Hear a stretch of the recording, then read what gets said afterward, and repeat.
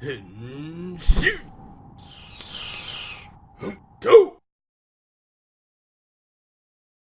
guys, welcome to this episode of the Kamen Cast. I'm your host of Frozen Stratos. Here with me today we have the Cinder Blaze and Makotoa. Guys, welcome back. On today's show, we're going to be taking a look at Kamen Rider Build episode 24. Are you referring to In-N-Out Burger as well? They need not know. Guys, what did you think about this episode? I would like to say great as always, but this wasn't like the strongest Kamen Rider Build episode. Yeah! I'm surprised. They did not keep with their upswing, but, you know, it's not like they could always keep improving. Yeah. There has to be some downtime, and I was okay with it. I mean, like, there were highs to this episode. They just weren't as high as they usually are, and I feel like that really centered around just the way we feel about Gentoku, Scragglebeard. Yeah, like, when I say, like, this wasn't, like, the best episode, I'm talking about just, like, what it did for, like, the series and, like, the characters and all that stuff. I actually probably enjoyed this episode a lot more than most episodes, solely because I love how bad Gentoku is.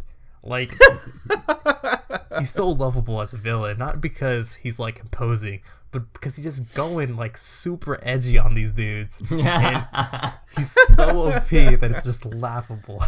I'm so glad he has this power up. Like, everyone with the suit was, like, kicking his ass. But, like 5 episodes ago, maybe. Like, Tables will turn. And then he just comes out of nowhere and he's like, man, I survived a couple fodder, and then I'm OP. You don't understand the hell I've been through. Yeah. Like, I survived a turquoise jumpsuit. You don't know the hell I've been through. It's been like 2 days. I mean, yeah. I mean, that probably wasn't like the most painful part of that, like, transformation. I think the most painful part was him having to grovel before Starscream. Yeah. Yeah. And that was good, and then he definitely reveled in it. Oh, I was enjoying that part. That was funny. Yeah. Oh man. Yeah, like go ahead. Keep going. I didn't really have a point. I was just gonna let my mouth run until there was one. So you can go. Yeah, like when he was like just savoring that moment and just like having Gentoku just like be on his knees and like you could just see a timer like appear above his head after he did that, which like indicates his near demise. Like, yeah, like as soon as he did that, he's just like, oh, that's his death timer. It is inevitable now. Yeah, he is irredeemable at that point. He's like, oh man, like enjoy that, but you're definitely gonna die or just become completely irrelevant by the end of this series, unless he gets a suit, which is really plausible because, like, I mean, technically he has one. In the YouTube spin-off series, he uses Night Rogues, so he really just undermined and unseated Gentoku from his spot. Or he's doing his best too, even to the point where he took his driver. Wow. Yeah. Yeah, this guy's pretty messed up, but it's also like he also kind of looks funky, and it still kind of it still reminds me of like that one moment where he like falls in the river, and then like someone thinks he's dead, and it's like he clearly didn't die. There wasn't a corpse that was like ripped to shreds, or but we got proof that there was blood on the scene. Blood stock. Yeah. Brad stank. Dad stank. Dad stank. Because that was his role this episode and all the episodes. He seems to like he might not be a good dad, but he still kind of comes alongside our protagonist and gives him some pointers here and there to improve, even if it's not like what he wants to hear. Well, I mean, like that was the purpose of the trans steam gun users is to coax out the power of Build and his other forms, and it was said in the what was it, those files that were neatly put together by Katsuragi's memories. There's been debate online whether or not Brad and Night Rogue, those suits are technically Kamen Riders. I don't think they are. Really? And it's because like now this I don't know how much validity this has, but on the stickers for the names you get for the Soto figures, it's specifically Kamen Rider Build. Kamen Rider Build, like Hawk Gatling, Rabbit Tank, all that stuff. But then when you get to the Trans Steam Gun users, it's just Night Rogue. It's just Brad Stank. So I don't think they're technically riders. What about, I mean, that makes sense a little bit because I found it interesting that our Scragglebeard guy would beg the dude and say, make me into a Kamen Rider. Yeah. That was the thing that kind of was like, well, weren't you already like using a high-tech suit, or are you talking about the specific driver that, I guess that's what he meant. Yeah, well, I feel like it's also like what ties them to being a Kamen Rider is their hazard level, and if you're above a certain hazard, because like with a Trans Steam Gun, you don't need a hazard level. You can detect a hazard level just with Brad Stack. Wow, that's a new one. You can detect it, but you don't like either you don't know what yours is, or like it doesn't factor into the suit. So I felt like their identity as a Kamen Rider comes from like what they fight for and stuff. But like these guys, although they have like the armored suits, they're not really like the Kamen Rider, you know? They're not like the master like fighting for justice and all that stuff. Because like even in like stuff like Gaim, even though like they were antagonistic riders, like I'm just going like really like surface level. Like I'm sure there's probably some like more broad strokes. Yeah. I don't know if that name can still hold its weight, just because like there's just been like I don't know, Tenno was a big one. There had a lot of evil Kamen Riders. Like there are tons of evil Kamen Riders. There's a whole Kamen Rider Chronicle. Yeah, I guess you have a point. Oh, like, yeah. There's also like the technicalities into like what creates like the quote Kamen Rider suit in this series, which is kind of like, you know. But I feel like there are always those technicalities. Yeah. It's just Kamen Rider's that next level. Yeah. So it's like the Gundam in the actual show. You know, there's always other versus the mobile suit. Yeah.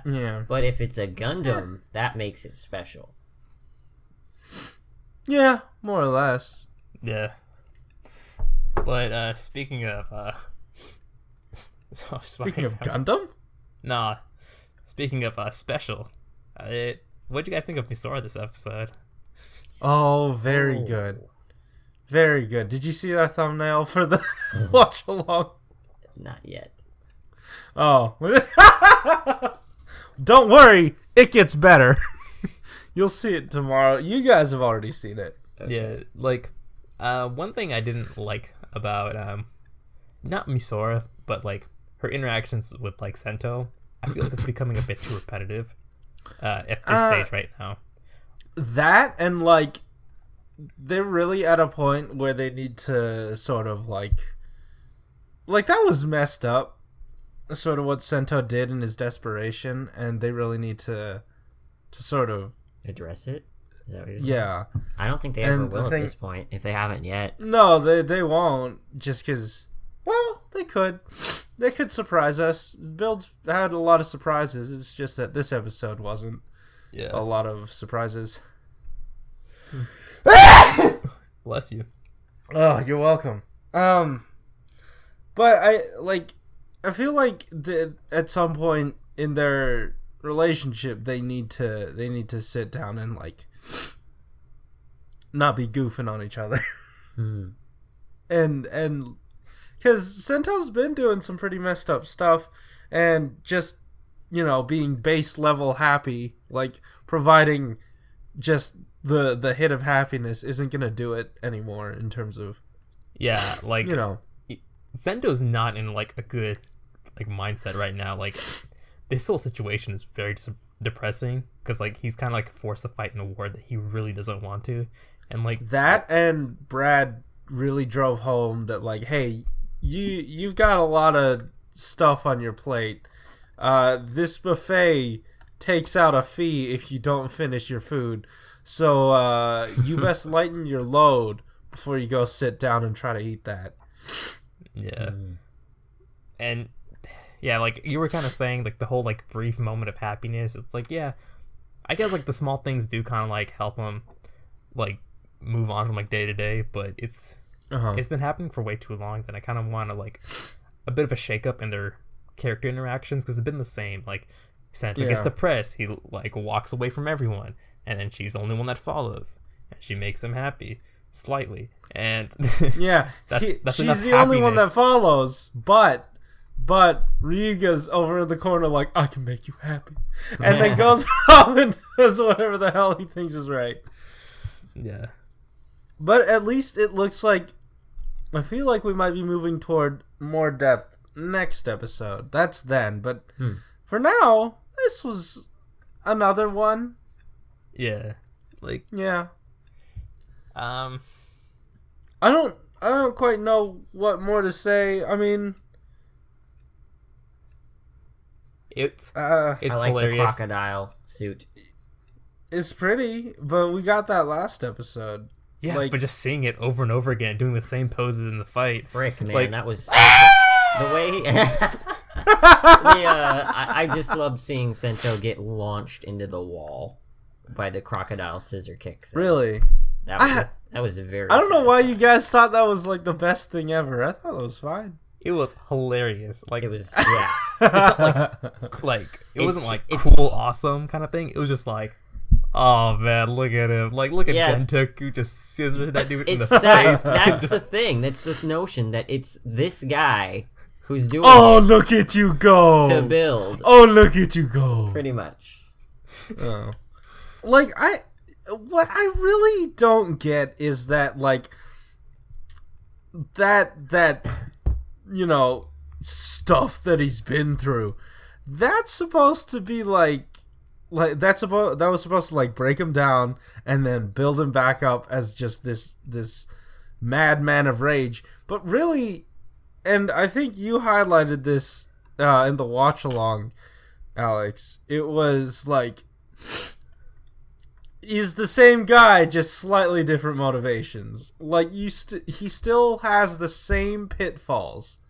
If he was really like broken apart and rebuilt, then he would not need to stand on ceremony and have to defeat them right at the sky wall for the money shot. Yeah. You know what I mean? Yeah. Like anywhere would have been for that, fine. like for the fight occurring at the sky wall, made a bit more sense. Just because that's where he wants to be in the first place, because he's gonna do something fishy with the Pandora's box. Like that's what I kind of felt was gonna go on. But no, but like he does that thing where it was like the first part of the sentence is, I won't finish you yet, and that is the ultimate mistake. Oh yeah. Where, like you can't do that if you're like, if you don't care, you can't stand on ceremony. You know what I mean? Yeah, like when he kind of like went through that like metamorphosis, I didn't really understand like what was the breaking point that turned him into this new Kamen Rider. I don't understand why we're. It was the 10th curb stomp. The 10th curb stomp. Exactly the 10th one. Yeah, that did him in. Like that was really like kind of vague, but we just needed like to move on. It's like, oh look, he's been treated like shit, and now he's like super angry, and now he's just, a stronger Kamen Rider. Like he was already angry for like the same kind of stuff, except he got like degraded in front of Starscream, and like that's about it. If it was kind of more related to the interaction he had with him, then it would make a bit more sense. And like it could provide more context as to like why he kind of like didn't just kill everyone the second he could. Like his ambition, once he like defected from his original place, was like he was gonna take it over and he was going to, kind of like, or he was gonna conquer and like take it over. Like, why didn't he just do that?